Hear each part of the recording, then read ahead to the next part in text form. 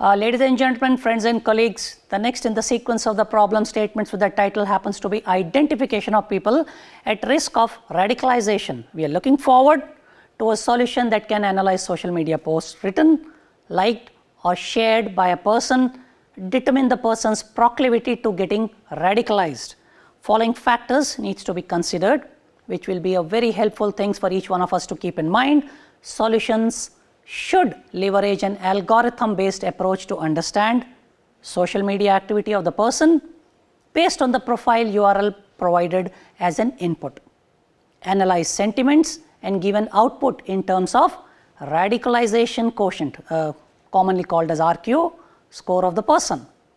Solution should also throw an alert if the RQ score exceeds the specified threshold. The primary objective of this problem statement is to evaluate social media post of a suspect and determine their tendency of getting radicalized. Terror recruiters regularly score for social media platforms looking for people to join their cause. In particular, they look for people who express fanatical and intense views online or perceives themselves as victim of oppression or injustice.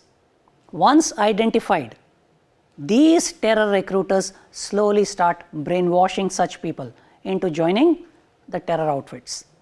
The impact of this for their innocent families and the nation is catastrophic.